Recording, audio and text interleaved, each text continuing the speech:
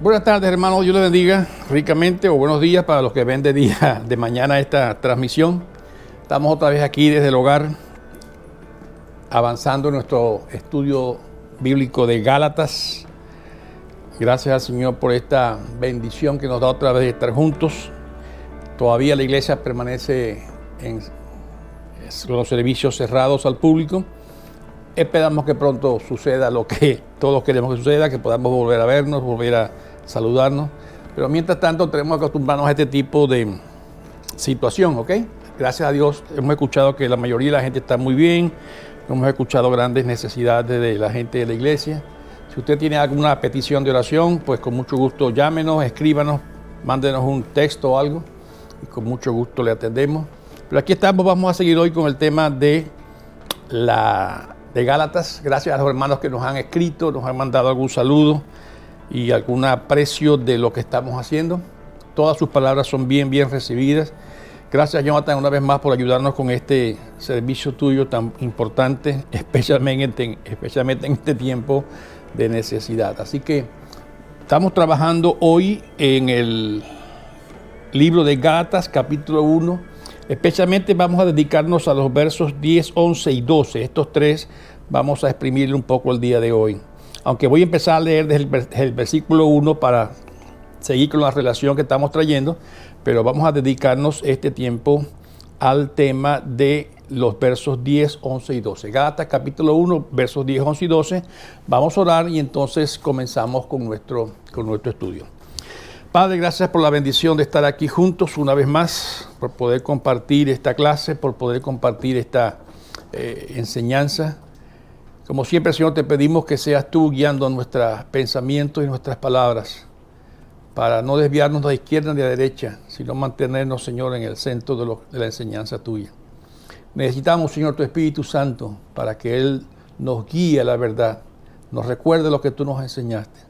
Necesitamos a tu Espíritu Santo para que haga fundamentar esta palabra no solamente en nuestras mentes y recordarla, sino en nuestros corazones y practicarla. Padre, danos esa gracia de poder ver tu obra hecha en nuestras vidas y en las vidas de muchas otras personas, aún en este tiempo tan difícil. Te pido por los hermanos que están en sus hogares, por la familia, que tú le estés guardando, le estés bendiciendo, proveyendo, y que muy pronto podamos otra vez volvernos a ver presencialmente en nuestro templo y así compartir, Señor, la hermosa bendición de poder alabarte juntos. Bendice a nuestros pastores, bendice a los ancianos, bendice a los líderes de la iglesia y que todo lo que estamos haciendo siempre sea para tu honra y tu gloria.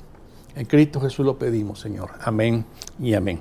Bien, voy a leer desde el capítulo de Gálatas, capítulo 1, versos 1 al 12, aunque repito, vamos a estar trabajando básicamente en 10, 11 y 12, que es la parte que nos tocaría hoy, por decirlo así. Dice así el libro de Gálatas en el capítulo 1, verso 1. Pablo, apóstol, no por investidura ni mediación humana, sino por Jesucristo y por Dios Padre, que lo levantó de entre los muertos, y todos los hermanos que están conmigo, a las iglesias de Gálatas, que Dios, nuestro Padre y el Señor Jesucristo, les conceda gracia y paz. Jesucristo dio su vida por nuestros pecados para rescatarnos de este mundo malvado, según la voluntad de nuestro Padre, de nuestro Dios y Padre, a quien sea la gloria por los siglos de los siglos. Amén. Me asombra que tan pronto estén dejando ustedes a quien los llamó por la gracia de Cristo para pasarse a otro evangelio. No es que haya otro evangelio, sino que ciertos individuos están sembrando confusión entre ustedes y quieren tergiversar el evangelio de Cristo. Pero aún si alguno de nosotros o un ángel del cielo les predicara un evangelio distinto al que les hemos predicado, que caiga bajo maldición. Como ya lo hemos dicho, ahora os repito, si alguien les anda predicando un evangelio distinto del que recibieron, que caiga bajo maldición. Comenzó 10, 11 y 12, que es los versículos de hoy. ¿Qué busco con esto? ¿Ganarme la aprobación humana o la de Dios? ¿Piensan que procuro agradar a los demás?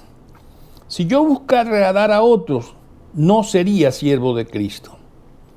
Quiero que sepan, hermanos, que el evangelio que yo predico no es invención humana, no lo recibí ni lo aprendí de ningún ser humano, sino que llegó por revelación de Jesucristo. Amén. Hasta ahí. Hasta el versículo 12. Bien, aquí en principio leí la parte anterior para ponernos en contexto de lo que estamos haciendo, pero ya Pablo, de haber hecho esa introducción, por decir así, del verso 1 hasta el verso 9, ahora va a entrar lo que mucha gente estudiosa de Gálatas ha llamado el cuerpo de la carta. Y va a llevarnos desde aquí, desde el versículo 1.10, capítulo 1, verso 10, hasta prácticamente el capítulo 6.10. Ahí nos va a llevar, pero recuerde que siempre tenemos que dividir las cosas en partes para nuestro mejor estudio. Vamos a estudiar básicamente la parte que para nosotros sería hoy el propósito de Pablo en esta carta, y vamos a estar estudiando desde este verso 1, 10, 11 y 12, y continuaremos luego con esta parte inicial que nos llevaría hasta el capítulo 2, verso 21. Pero hoy, repito, nos dedicaremos a los versos 10, 11 y 12 de este primer capítulo.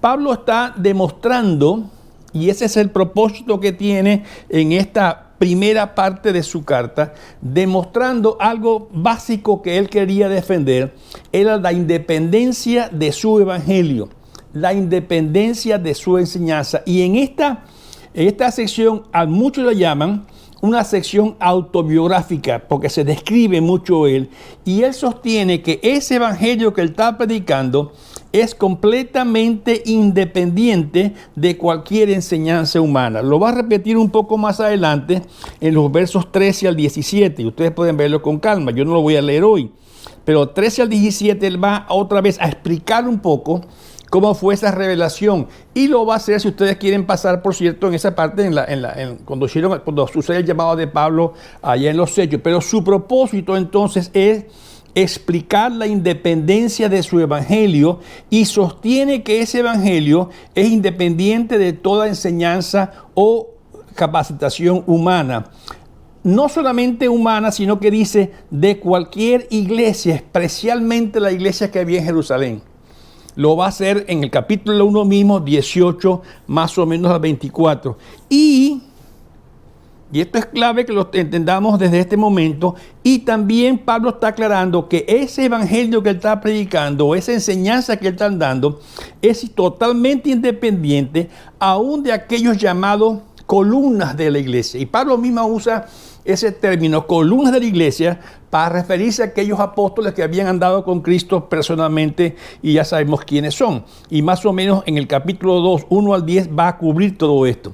En especial, Pablo quiere enfatizar que ese evangelio que él está predicando es independiente del mismo Pedro, que era prácticamente el líder principal en ese momento de los apóstoles de Cristo reunidos allá en Jerusalén.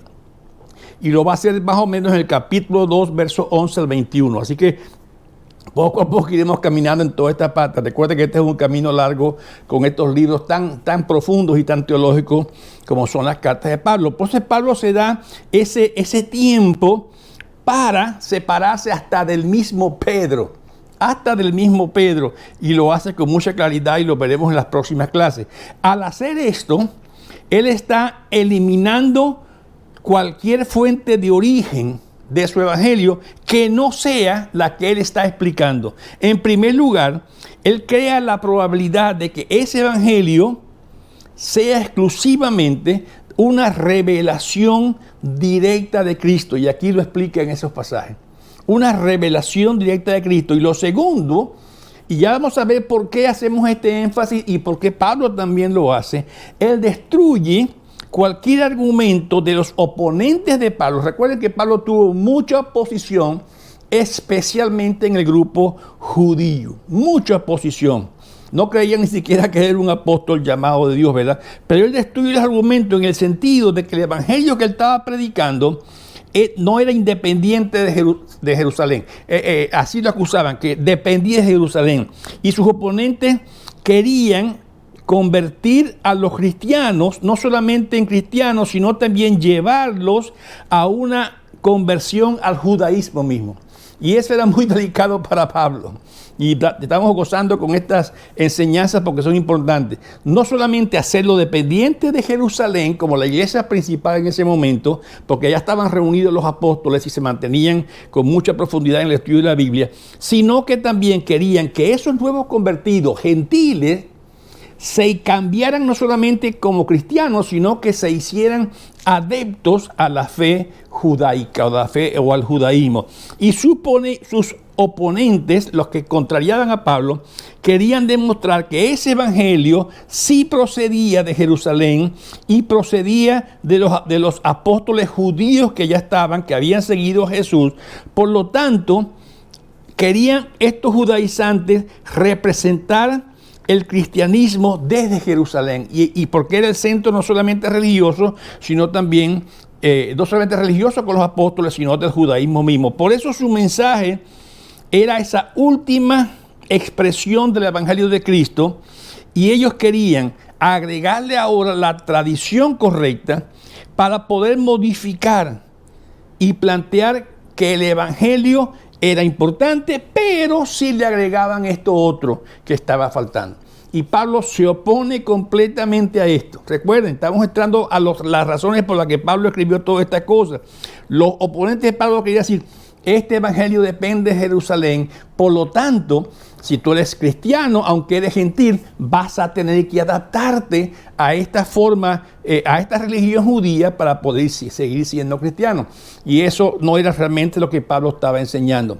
Acusaban a Pablo, esos oponentes, de presentar un evangelio light, diríamos hoy, o abreviado, o facilitado. ¿Con qué propósito?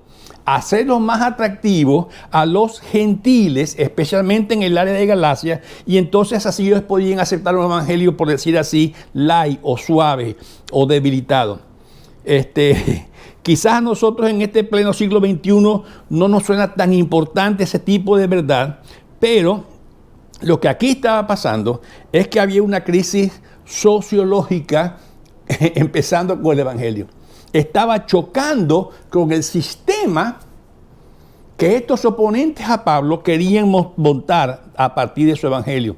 Es como decir que en nuestros países muchas veces lo que viene de la capital del país es lo importante, algo así parecido. Lo que sale de Caracas es importante para el país, o de Ciudad Panamá para el resto de los países, ¿verdad? Y así para cada país. Inclusive en los Estados Unidos, muchas veces aquí la política y todas las decisiones se centran en Washington, ¿no? Y dice, bueno, si allá lo dicen, debe ser verdad, aunque hoy se discute mucho estas cosas. Pero para los cristianos de Occidente, no reconocemos mucho como sede principal a ninguna ciudad con respecto a la religión, ¿verdad? No nos llama la atención eso. Pero en ese primer siglo, sí era importante que esto, para ellos guardarlo, decir que Jerusalén era la sede, porque de allí salían las cosas buenas que se estaban enseñando. Ahí estaban los apóstoles reunidos, eran las autoridades. El conocimiento y el pensamiento mayoritario cristiano salía de allá, era ahí donde se estudiaba la palabra con mucha profundidad, y por eso esta crisis que se creó al levantar Pablo esta nueva enseñanza, chocaba no solamente en la parte religiosa, sino en la parte social. Recuerden, los judíos querían permanecer ellos como el centro de la religión judía, y tomar el cristianismo y ponerlo bajo la religión judía. Por eso es una crisis, por decir así, simple. La pregunta que había que responder ¿era Jerusalén la iglesia madre de todas las otras iglesias? Querían mantenerse así. ¿Era la autoridad religiosa desde Jerusalén que impartía por igual a todas las iglesias de la época?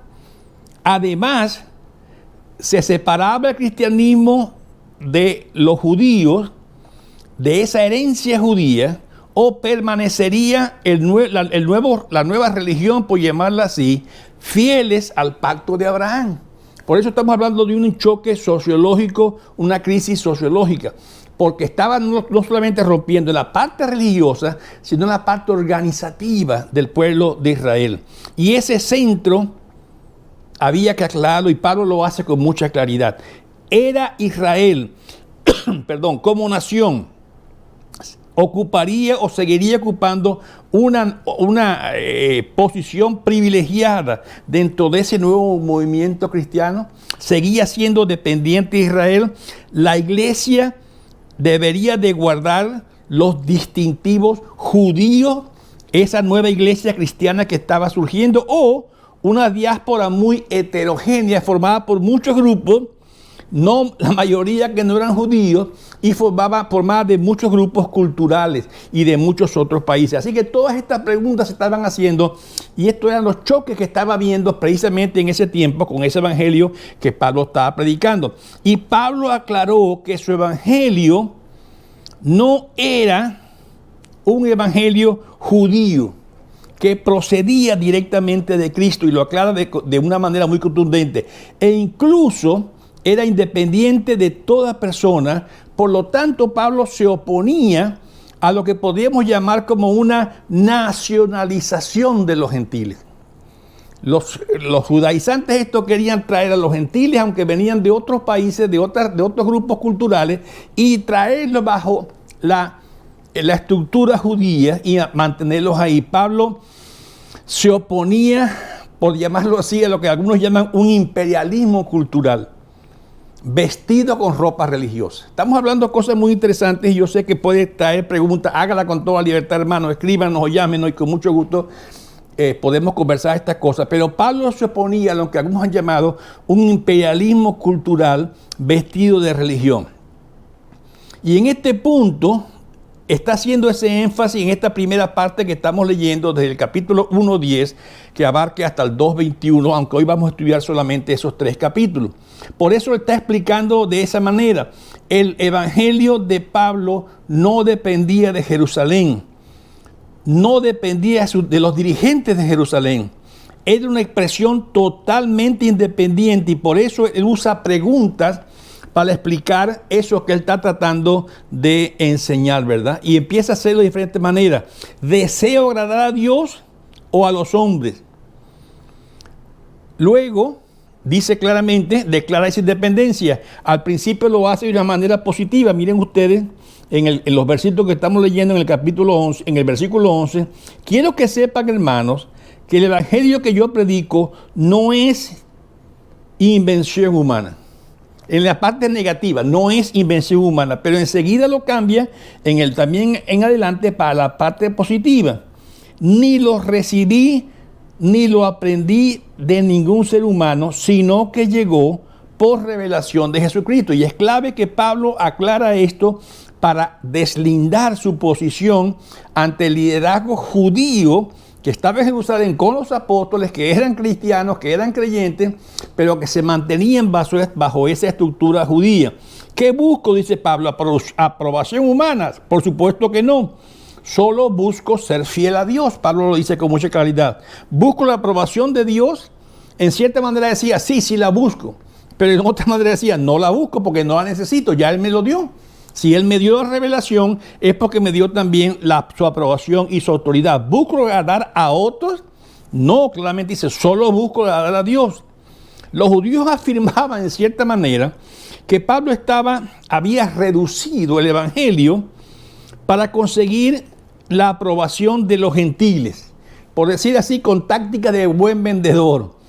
Presentar un producto lo más fácil posible para lograr la compra. Pero la respuesta de Pablo era, no busco la aprobación humana, predicaba lo que Dios le había revelado y hace ese énfasis, predicaba una enseñanza de Dios, aunque otras de las acusaciones que le hacían fuertemente a sus opositores es que predicaba una gracia barata.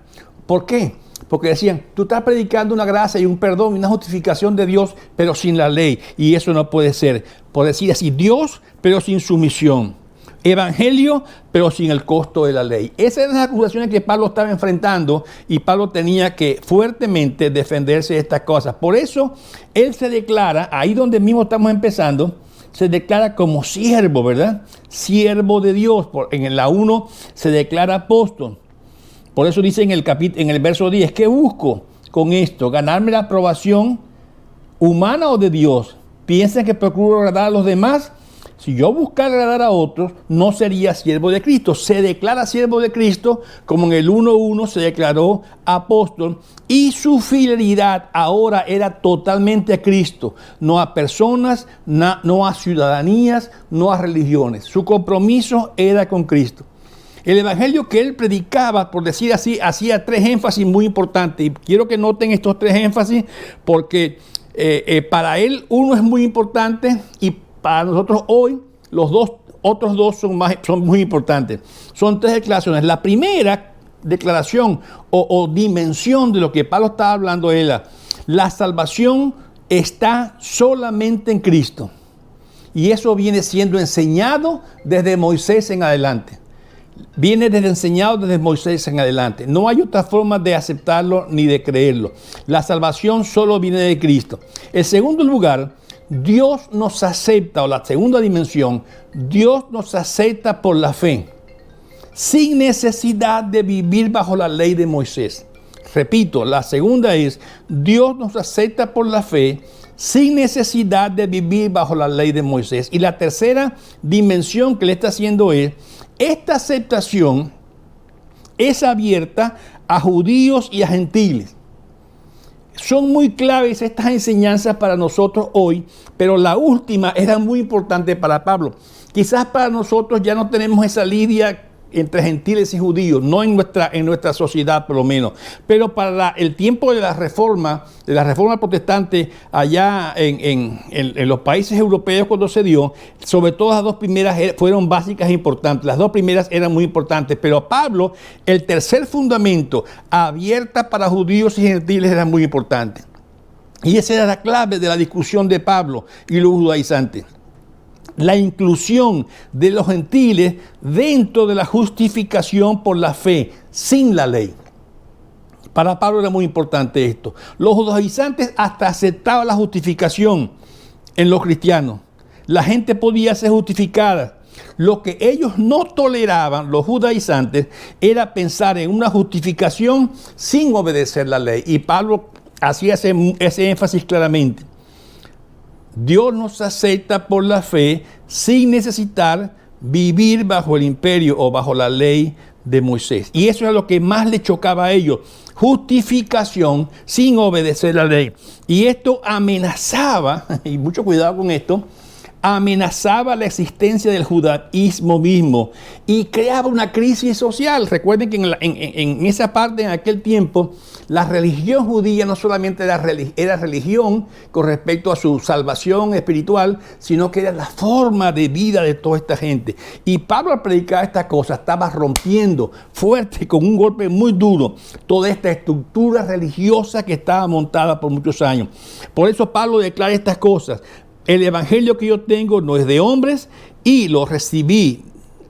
No de hombres, lo recibí de Cristo. Me llegó por revelación. Recuerden allí en Hechos capítulo 9, 1 al 19, que narra esa historia de la conversión de Pablo. Fue por revelación y esto era fuerte.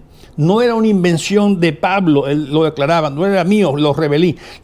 No fue por la tradición, fue por revelación. No fue que lo aprendí de lo que ellos estaban diciendo. Dios me lo reveló. Y esa revelación implica que Dios da a conocer algo que de otro modo no se conocería. No está basado en tradición. Era totalmente basado en la enseñanza de Cristo Jesús. Por eso para nosotros, lo que podemos llevar el Evangelio de Pablo, ya habíamos aclarado, no depende de Jerusalén. No está relacionado, quizás no. Para nosotros hoy no es tan importante esa primera idea. Aceptamos a Pablo como apóstol, pero para entender el mensaje que él estaba dando es importante que veamos esa parte. Debemos entender por qué en ese tiempo era tan importante y era la clave de lo que estaba haciendo Pablo. Este era el énfasis de que su evangelio era revelado directamente de Cristo y no tenía que ver con otra cosa, como lo antes se había dicho. No es un mensaje indirecto, es un mensaje directo de Dios. No seguimos a Jerusalén, no seguimos los judaizantes, seguimos a Cristo. Y no tenía que ser confirmado porque Pablo decía era revelado por Dios. A nosotros nos está enseñando esto, que yo debo ser fiel, no a tradiciones humanas, no a directrices humanas.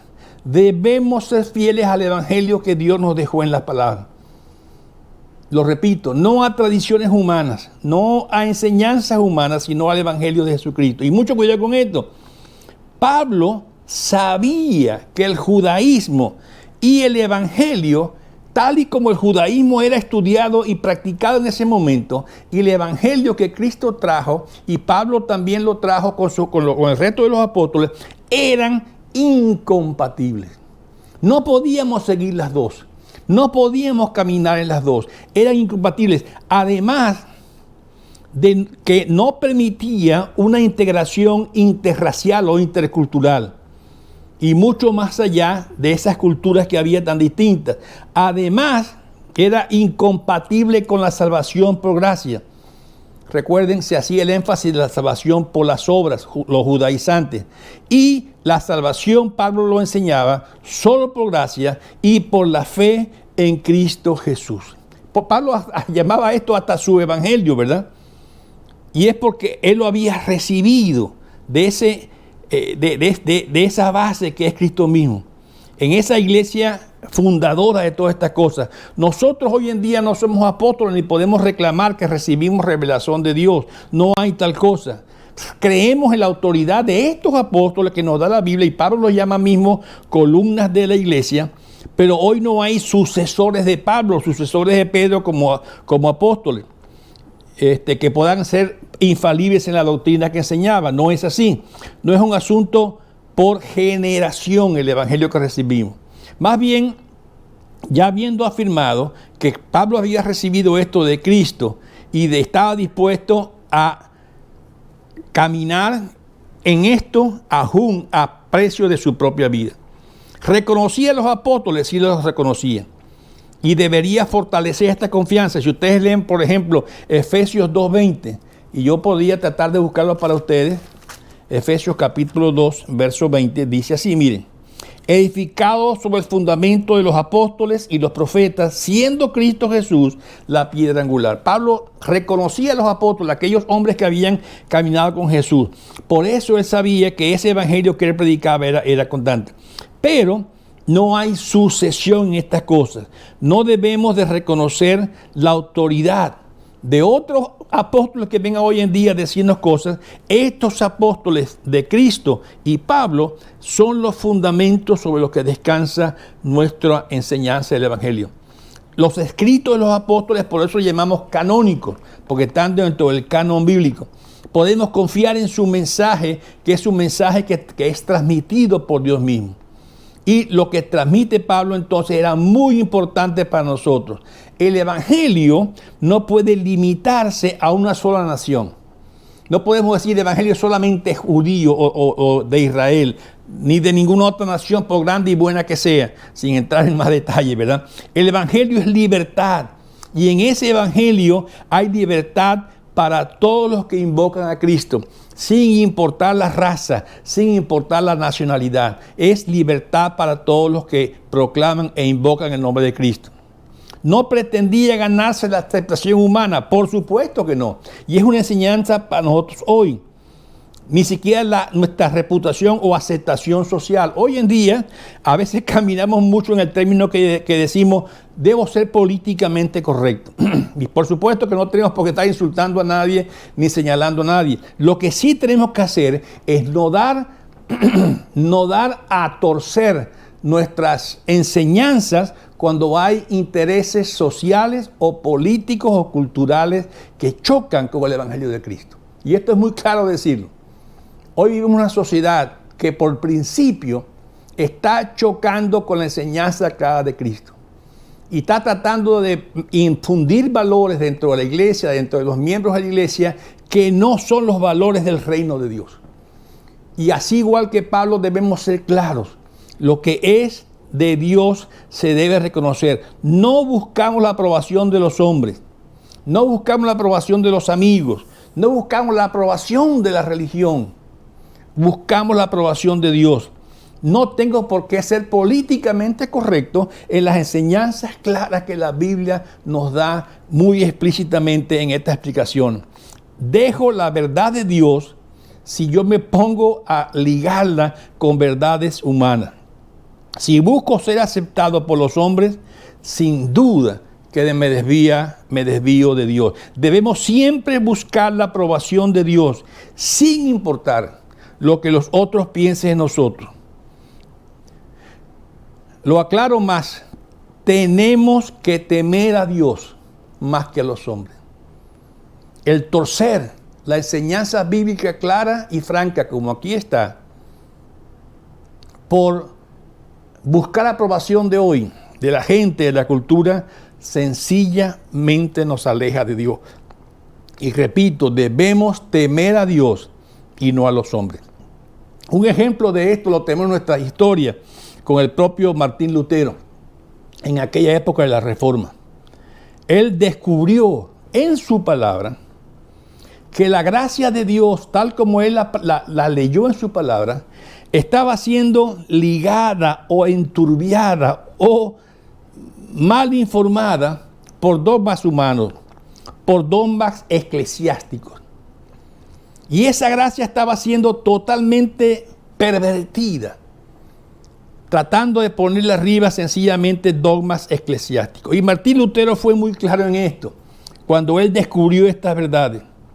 Cuando él expuso esa verdad en público, por los líderes religiosos y políticos del tiempo donde él vivía, le exigieron que se retractara de ello, aún bajo amenaza de su propia vida. Había habido otros que todavía lo habían hecho. Recordemos que Lutero no fue el único reformador de la época. Zwinglio, Calvino, Tyndale y otros muchos más, y varios de ellos sufrieron la muerte, por cierto, unas muertes muy crueles. Cuando se le trató de exigirle que se retractara, él tuvo que apelar a una frase muy famosa. Voy a leerlas para ustedes, sus palabras directamente, que él usó en ese momento. Cuando estaba ahí en la dieta, exigiéndole, en esa reunión que le exigían que se retractara, él dijo, cuando se le dio la oportunidad de hablar: puesto que su majestad imperial y sus altezas piden de mí una respuesta sencilla, clara y precisa, voy a darla tal que no tenga ni dientes ni cuernos, de esta manera. El Papa y los concilios han caído muchas veces en el error y en muchísimas contradicciones consigo mismo. Por lo tanto, si no me convencen con testimonios sacados de las Sagradas Escrituras o con razones evidentes y claras, de manera que quedase convencido y mi conciencia sujeta a esta palabra de Dios, yo no quiero ni puedo retractarme de nada. Por no ser bueno ni digno de un cristiano, obrar contra la idea, contra lo que le dicta su conciencia. Heme aquí, no puedo hacer otra cosa, que Dios me ayude. Amén. Fueron las palabras del reformador Martín Lutero, cuando se le exigió cambiar cuando él descubrió que la gracia que había descubierto él en la palabra, y la hemos estudiado varias veces, era lo que Dios les estaba dando. Sin embargo, se estaba tratando de tapar y de esconder. Fueron sus palabras muy claras. Lutero no sufrió mucho, sí es cierto. De la autoridad humana, sí sufrió. De las presiones grupales, sí sufrió. De la tensión social, pero él siguió fiel a la enseñanza de Dios. Por eso debemos nosotros repasar constantemente nuestra enseñanza con respecto a lo que los apóstoles han enseñado. Es el fundamento de nuestra reforma cristiana, nuestra reforma protestante, en estos hombres grandes que ya nombré hace un momento. Revisar el Evangelio respecto a lo que ellos nos han enseñado, los apóstoles, que son las columnas de la iglesia, como el mismo Pablo los llamaba. Pero también, hermanos, es importante que revisemos el Evangelio y mi estilo de vida, porque voy a entrar a otro tema aquí que es también interesante ya al final de la clase. El Evangelio y mi estilo de vida. No predicamos un evangelio barato. no predicamos gracia sin responsabilidad.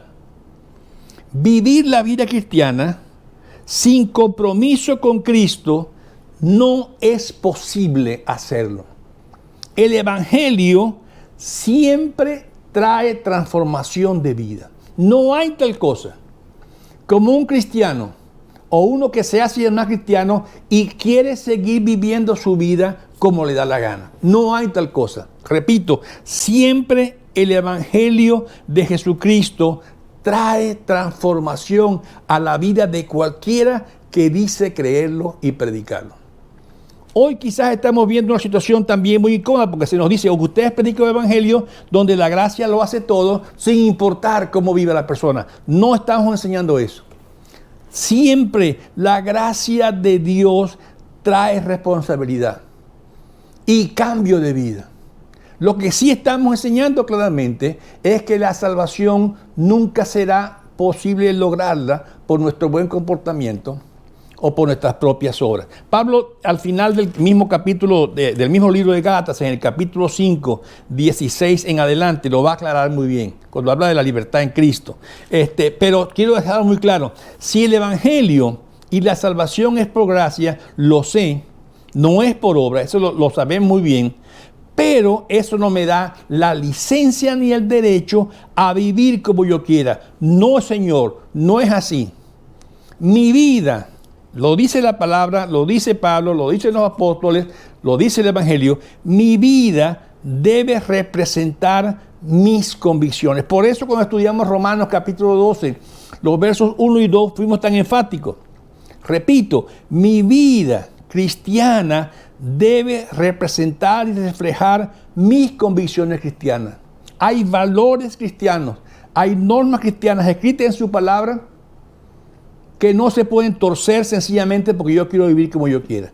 El Evangelio siempre es transformador. Por eso ahí en Romanos capítulo 12, los versos 1 y 2, hablamos de presentar nuestro cuerpo en sacrificio vivo a Dios. Esto a través de una transformación de nuestros pensamientos. El Evangelio, al llegar al corazón del hombre, trae transformación, trae cambio, trae diferencia. Y no podemos seguir siendo iguales como antes. Que no es violento, que no es rápido, hay muchas formas. Estamos hablando ya de una santificación progresiva que Dios nos da. Pero el Evangelio trae cambio. No hay posibilidad de ser cristiano y vivir como a mí me da la gana. No es posible. Y a Pablo, aunque se le acusaba en todo esto que estamos leyendo, de predicar esa gracia barata, Pablo claramente lo decía, no estoy haciendo eso. El Evangelio trae transformación, pero no podemos aceptar que sea ganada la salvación por lo que yo hago. Es la fe sola en Cristo Jesús. Por eso en nuestra organización cristiana creemos en esa fe sola. Solo Cristo, solo Escritura, solo lo que aquí nos enseña. Hermano, estamos entrando en un tema muy, muy importante que yo sé que vamos a desarrollar más adelante. Pero dejemos estas cosas claras. Pablo lo está enseñando desde un principio y lo va a enseñar hasta el final del libro de Gálatas. La obra del Espíritu Santo en el corazón del hombre, un cambio radical en la persona, es la mayor evidencia de que el Evangelio ha llegado a tu vida y a mi vida. Y eso es lo que nos da la base para que el mundo luego sepa lo que hemos hecho, lo que está pasando y vea la obra de Cristo. No en nuestras palabras, sino en nuestra vida, reflejada en amor, en bendición, en cuidado y en muchas otras cosas que hemos estudiado y no las quiero repetir hoy. Yo quiero que estas cosas las puedan ustedes meditar, repasen este video si ustedes quieren, hagan las preguntas si me pueden escribir o llamar. Y con mucho gusto conversamos este tema. Pero es importante entender que Pablo estaba parado sobre una seguridad muy firme, que había recibido este Evangelio de Cristo mismo y no iba a permitir que se relacionara con una religión de hombres o una relación cultural o política. No, él quería que el Evangelio fuera claramente sano y puro. Dios les bendiga, hermanos, ricamente. Yo sé que estamos entrando en temas más difíciles, pero claro que vamos a seguirlo estudiando con mucho cuidado. Y que Dios nos dé la gracia de poder en este tiempo, donde hay tanta información distinta que nos llega de muchas partes, permanecer fieles a ese evangelio que nos dejaron los apóstoles, que lo consideramos inspirado por Dios y base para nuestra fe y nuestra conducta. Dios les bendiga ricamente. Vamos a orar. Señor, qué bueno es poder mirar en tu palabra y en la historia como hombres y mujeres en el pasado han dado aún su vida por estas verdades. Han puesto, Señor, sus riesgos, sus casas, sus fortunas, aún su vida misma. Y muchos la perdieron por estas verdades que hoy podemos hablar con libertad. Permítenos apreciar esto, Señor, de una manera tan clara como lo apreciaba Pablo y la apreciaba Martín Lutero y otros grandes reformadores, que podemos llamarlos nuestros hermanos mayores en todo esto. Y reconocer, Señor, que tu evangelio es respuesta tanto en aquel tiempo como hoy para la grave situación de pecado del hombre. Esa es la única respuesta, es que conozcan a Cristo y a Cristo resucitado. Padre, enséñanos estas cosas a vivir hoy en día de tal manera que el mundo pueda ver algo diferente, no solamente en mis palabras, pero en mi actuar diario, en mi actuar en cada aspecto de mi vida cristiana. Padre, dirígenos estas cosas, bendice a cada hermano en su hogar, que pueda profundizar en esta lectura de tu palabra y que pueda aprovecharse de ella. En Cristo Jesús lo pido, Señor. Amén y amén. Gracias, hermanos, gracias por su atención. Dios les siga bendiciendo. Hasta la próxima semana. Dios les bendiga.